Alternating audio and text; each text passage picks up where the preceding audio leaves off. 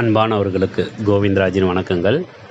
ஸ்வயம் எக்ஸாமினேஷனை பொறுத்தவரை நிறைய பேருக்கு உங்களுடைய சந்தேகங்கள் ஒவ்வொன்றா வந்துட்டுருக்கு. அது சிட்டி இன்டிமேஷனில் ஆரம்பித்து இப்போது அட்மிட் கார்டு வந்த வரை பல்வேறு விதமான சந்தேகங்கள் உங்கள்கிட்ட இருக்குது. அந்த சந்தேகங்களை கமெண்ட் பாக்ஸில் போட்டிருந்தாங்க. அந்த சந்தேகங்கள் எல்லாருக்கும் தெரியணும் அப்படின்றதுக்காக தான் இந்த வீடியோவை ப்ரிப்பேர் பண்ணியிருக்கேன்.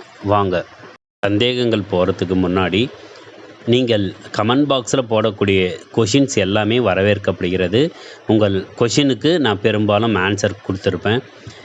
கொஷின் போடுறதுக்கு முன்னாடி 1-2 தடவை நீங்கள் என்னென்னா கமெண்ட்ஸில் இதே உங்கள் கொஷின் சம்மந்தமாக வேறு யாருன்னா கொஷின் போட்டிருக்காங்களா, அதுக்கு நான் ரிப்ளை கொடுத்துருக்கேனான்றதை ஒரு தடவைக்கு 2 தடவை நீங்கள் பார்த்துட்டு அதுக்கப்புறம் நீங்கள் கமெண்ட் பாக்ஸில் உங்களுடைய கொஷின்ஸோ இல்லை டவுட்ஸோ நீங்கள் போட்டிங்கன்னா உங்களுக்கு ஈஸியாக இருக்கும்.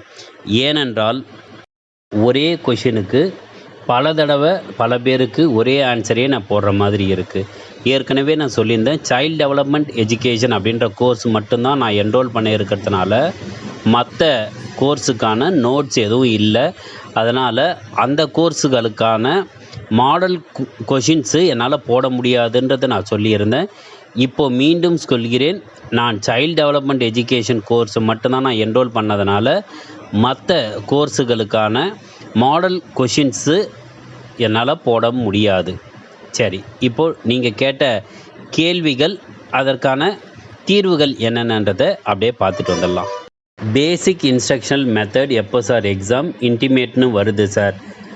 உங்கள் எல்லாருக்கும் சொல்லிக்கொள்வது என்னென்னா, நான் டிஸ்கிரிப்ஷனில் ஒரு பப்ளிக் நோட்டீஸோட லிங்க் அனுப்புகிறேன். அந்த லிங்க்கில் உங்களுக்கு நீங்கள் உள்ளே போய் பார்த்தீங்கன்னா நீங்கள் எந்த கோர்ஸ் எடுத்திருக்கீங்களோ அந்த கோர்ஸு என்றைக்கு எக்ஸாம், எந்த ஷிஃப்ட்டு அப்படின்ற டீட்டெயில்ஸு உங்களுக்கு இருக்கும். இந்த அட்மிட் கார்டு வந்தது மே 17 மற்றும் மே 18 எக்ஸாமினேஷனுக்காக தான் அட்மிட் கார்டு வெளியிட்டிருக்காங்க. மே 24 மே 25 மே 31 எக்ஸாமினேஷன் இருக்கிறவங்களுக்கு டு பி இன்டிமேட்டட் லேட்டர்னு தான் வரும். சார், எனக்கு 17th எக்ஸாம் இருக்கா இல்லையா? 31st போஸ்ட்பான்னு சொல்கிறாங்க. Sir, clear my doubt please. Child development education அப்படின்ற கோர்ஸ் மே 17 எக்ஸாம் நடக்கத்தான் இருந்தது. அந்த எக்ஸாமினேஷனை மே 31க்கு போஸ்ட்பான் பண்ணியிருக்காங்க. அதனால் சைல்டு டெவலப்மெண்ட் HS அப்படின்ற ஒரு கோடும், சைல்டு டெவலப்மெண்ட் 002 அப்படின்ற கோட் நம்பர் கொண்டவங்களுக்கு மே 17க்கு பதிலாக மே 31 எக்ஸாமினேஷன் நடைபெறும். மே 31 எக்ஸாமினேஷன் இருக்கிறவங்களுக்கு ஒரு 3 அல்லது 4 நாட்களுக்கு முன்னாடி உங்களுக்கு அட்மிட் கார்டு வந்துடும். எக்ஸாம் நடக்கிறதுக்கு ஒரு 5 அல்லது 6 நாட்களுக்கு முன்னாடி சிட்டி இன்டிமேஷன் உங்களுக்கு வந்துடும். சார், அசைன்மெண்ட் சப்மிட் பண்ணதில் இருந்து சார் கொஷின் கேட்பாங்களா?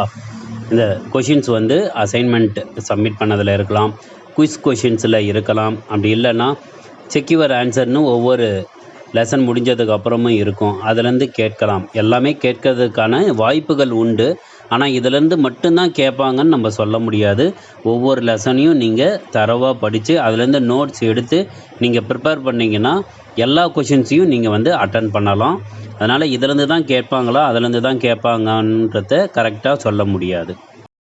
சார், எனக்கு டவுன்லோட் பண்ணவே முடியல, இன்மெயில் டீட்டெயில்ஸ்னு வருது. நான் ஆல்ரெடி எக்ஸாம் ஃபீஸ் பே பண்ணேன், அப்ளிகேஷன் ரெஃபர் பண்ணி தான் டீட்டெயில்ஸ் ஃபில் பண்ணேன், பட் இன்வேலிட்னு வருது. சைல்டு டெவலப்மெண்ட் 17 எக்ஸாம் என்ன சார் பண்ணுறது? ஆக்சுவலாக இன்வேலிட் டீட்டெயில்ஸ் வருது. இவங்க கேள்வி கேட்டிருக்காங்க ஒன்று, இதே மாதிரி நிறைய பேர் இன்வேலிட் டீட்டெயில்ஸ்னு வந்திருக்கு.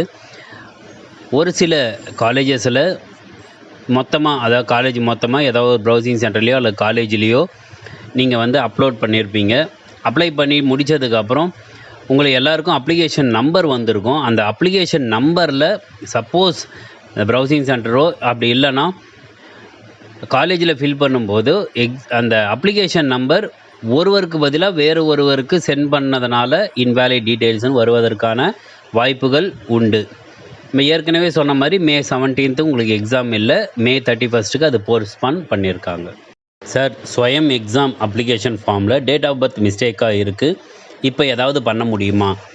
நீங்கள் எக்ஸாம் நடக்கிறதுக்கு முன்னாடி உங்களுடைய அட்மிட் கார்டு அதாவது ஹால் டிக்கெட்டை swayam@nta.ac.in அப்படின்ற இமெயிலுக்கு உங்களுடைய டீட்டெயில்ஸ் அனுப்புங்க. அதாவது அட்மிட் கார்டு, அது கூட அப்ளிகேஷன், நீங்கள் பிடிஎஃப் எடுத்துருப்பீங்க. அந்த அப்ளிகேஷனில் நீங்கள் என்ன கொடுத்துருந்தீங்க டேட் ஆஃப் பர்த், இப்போ அட்மிட் கார்டில் என்ன டேட் ஆஃப் பர்த் மாற்றி வந்திருக்கு, இவை எல்லாத்தையும் நீங்கள் நோட் பண்ணி இமெயில் அனுப்பிச்சிங்க. உங்களுடைய அட்மிட் கார்டு சேஞ்ச் பண்ணிவிட்டு புது அட்மிட் கார்டு உங்களுக்கு வரும். இது இந்த மே 17, 18 எக்ஸாமுக்கு மட்டும் இல்லை, வரக்கூடிய மே 24, மே 25, மே 31 எக்ஸாமினேஷனுக்கு வரக்கூடியவங்களுக்கும் இந்த மாதிரி ஏதாவது டேட் ஆஃப் பர்த்தில் உங்களுக்கு தவறுகள் இருந்ததுன்னா உடனே இந்த இமெயிலுக்கு நீங்கள் அனுப்பிச்சு கரெக்ஷன் பண்ணிக்கலாம்.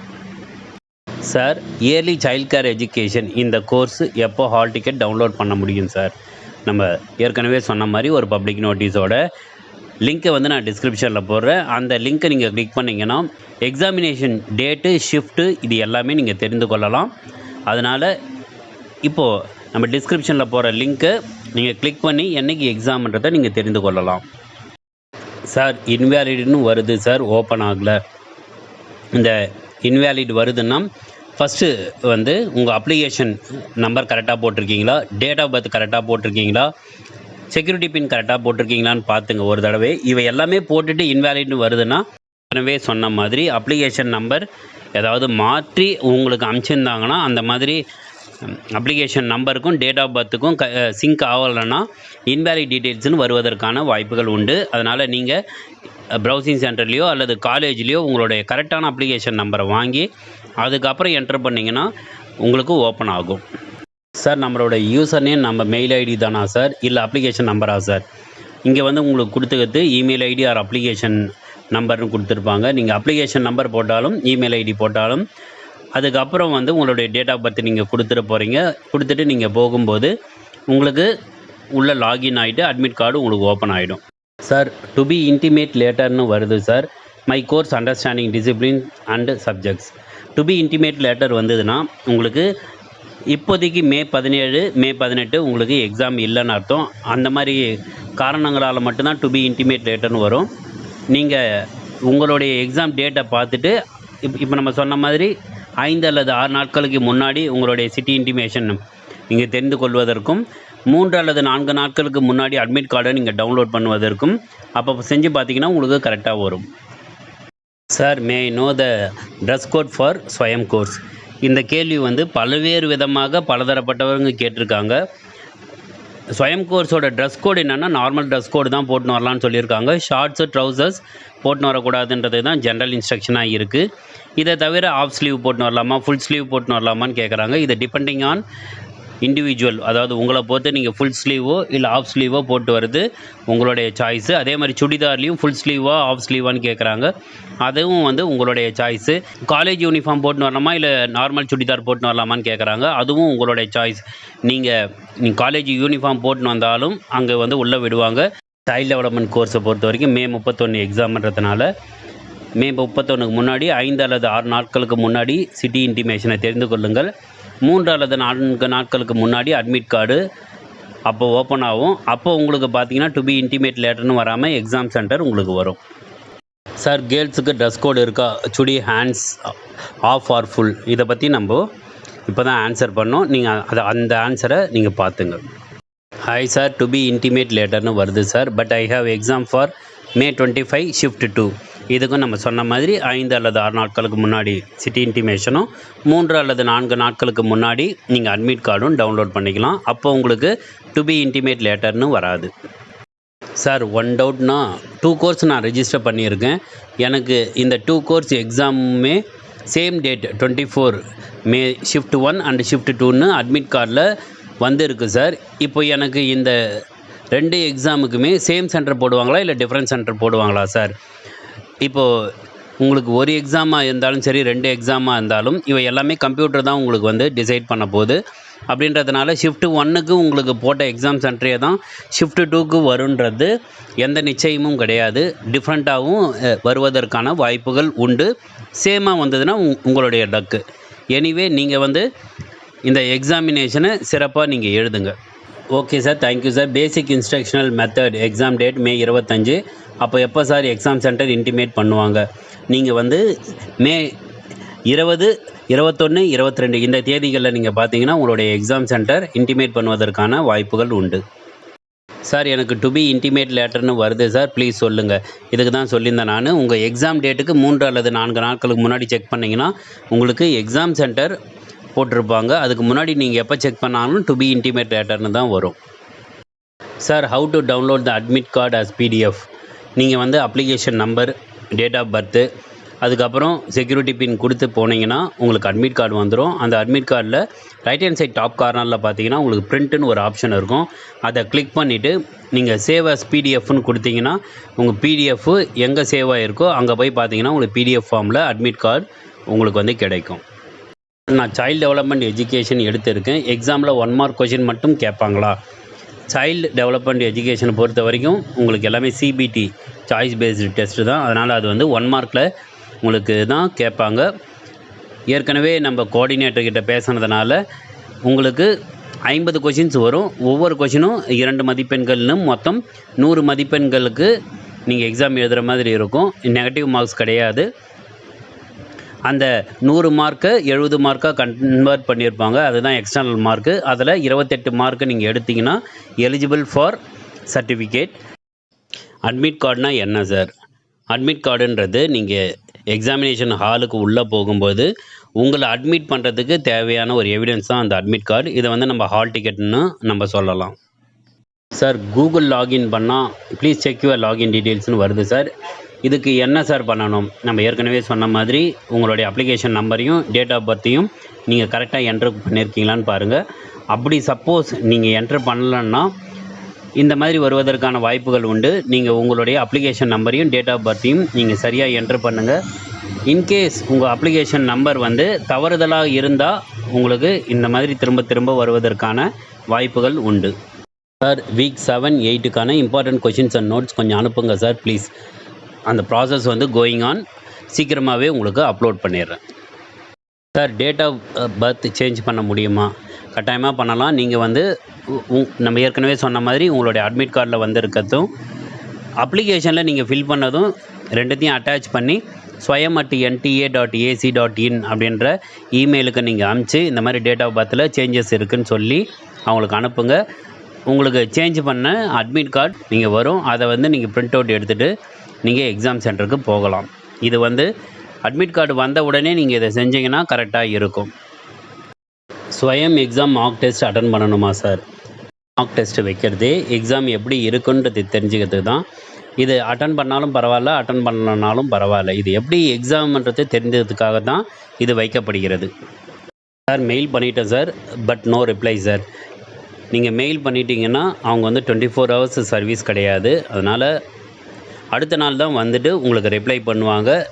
ரிப்ளை பண்ணும்போது என்னென்னா உங்களுக்கு நீங்கள் கொடுத்த டீட்டெயில்ஸ் எல்லாமே கரெக்டாக இருக்கான்னு பார்த்துட்டு உங்களுக்கு வந்து ரிப்ளை பண்ணுவாங்க.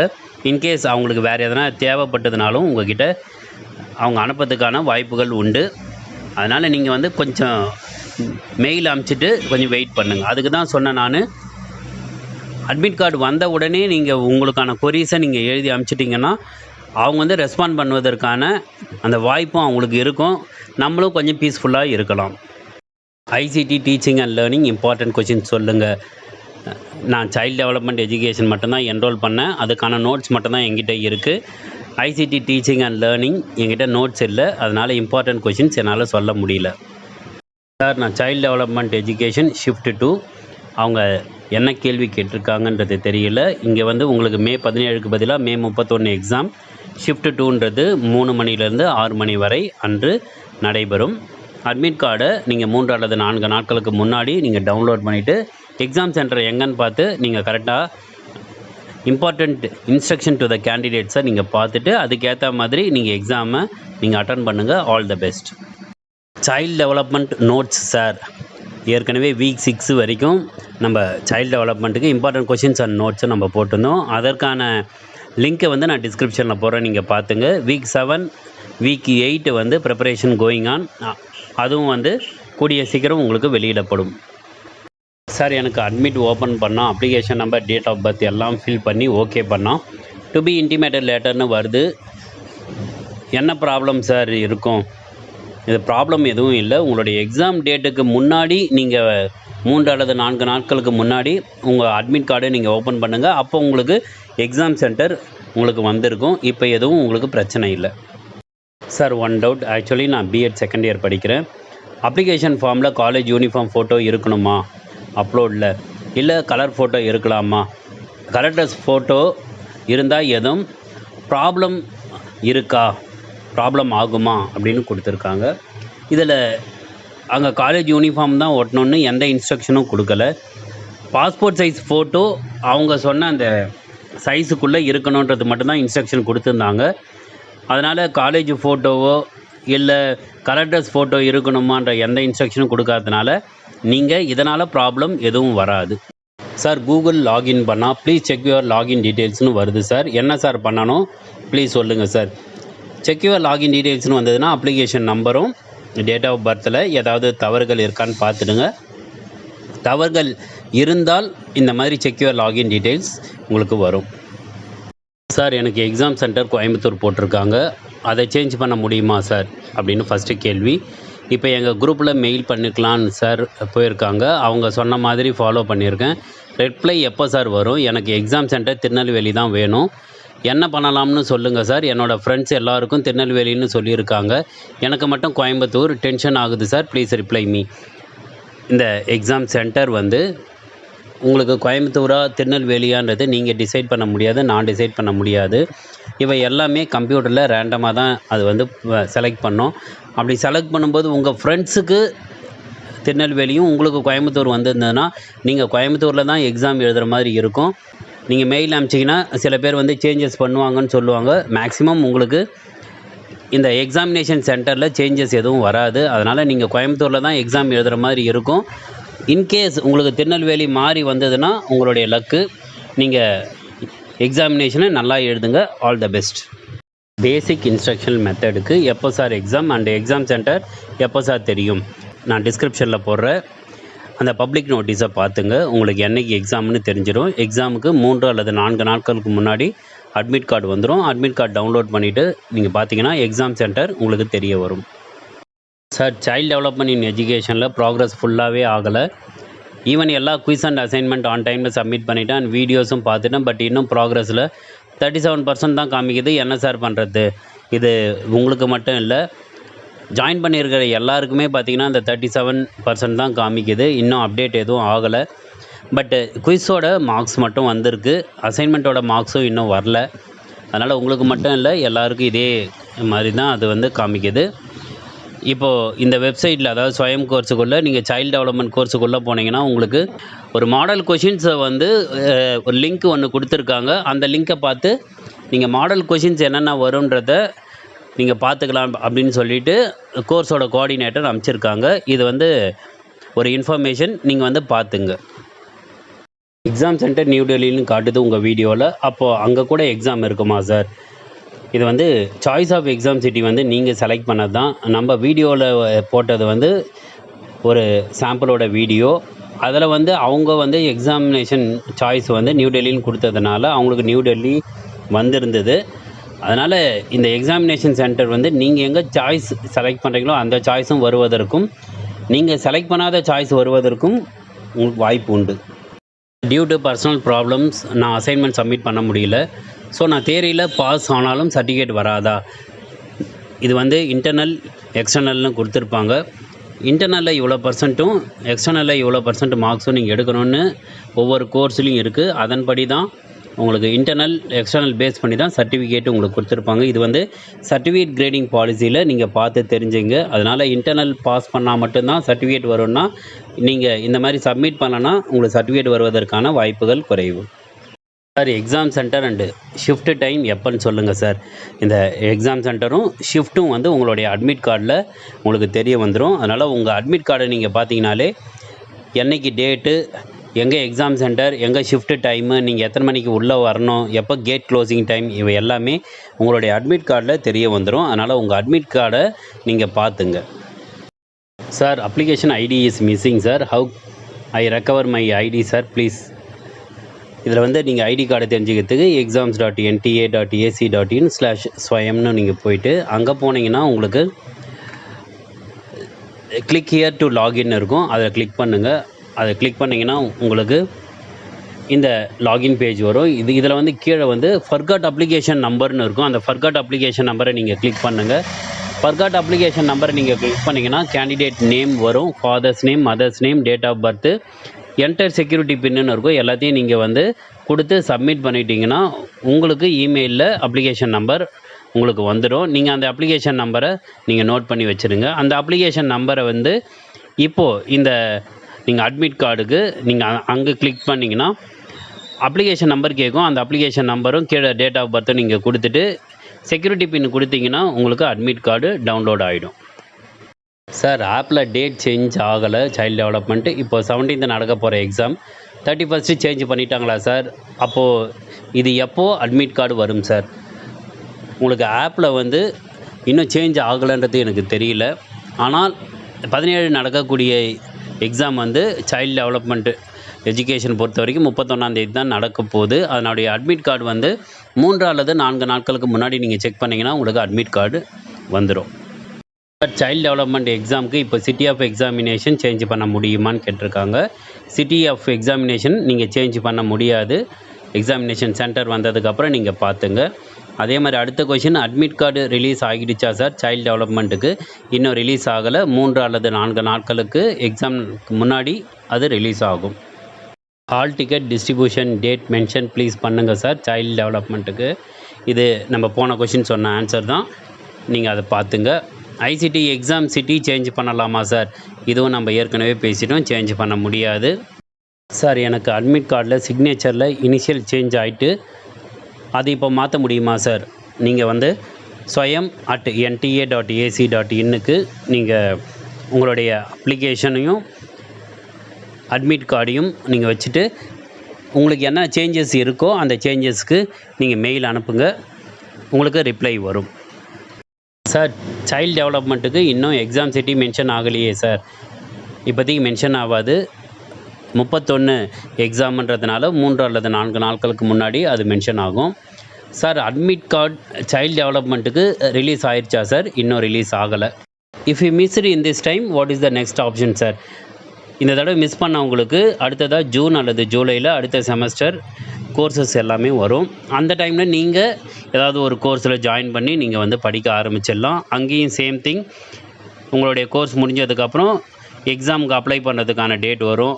நீங்கள் எக்ஸாம் அப்ளை பண்ணிட்டீங்கன்னா இங்கே இப்போ நம்ம பண்ணுற same procedure, exam city intimation வந்துடும், அட்மிட் கார்டு வந்து நீங்கள் எக்ஸாம் எழுதலாம்.